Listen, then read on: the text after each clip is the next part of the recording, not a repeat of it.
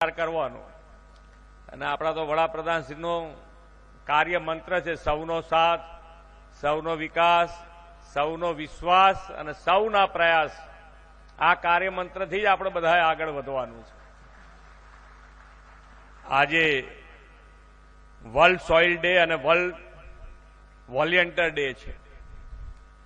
Soil એટલે કે ધરતી સાથે જોડાયેલા ધરતી પુત્રો સ્વયંસેવક બનીને જન આરોગ્યના મહાયજ્ઞની આજથી શરૂઆત કરવા જઈ રહ્યા છે. સેવા પરમો ધર્મ અને ભાંગ્યાના ભેરુની આપણી સંસ્કૃતિ છે.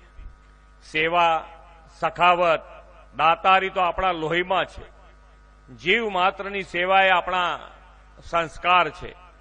ઉત્તર ગુજરાતના પનોતા પુત્ર અને યશસ્વી વડાપ્રધાન શ્રી નરેન્દ્રભાઈએ એમના મુખ્યમંત્રી તરીકેના કાર્યકાળમાં ગુજરાતના સર્વાંગી વિકાસનો મજબૂત પાયો નાખ્યો.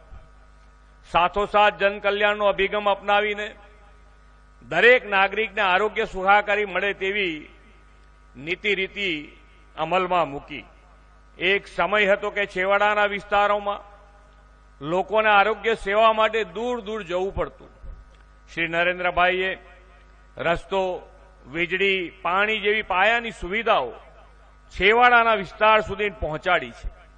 આદરણીય વડાપ્રધાનશ્રીના આ વિઝનના પરિણામે ગુજરાતના અંતરિયાળા ગ્રામીણ વિસ્તારોમાં પણ સુપર સ્પેશિયાલિટી હોસ્પિટલની સેવા આજે મળતી થઈ છે.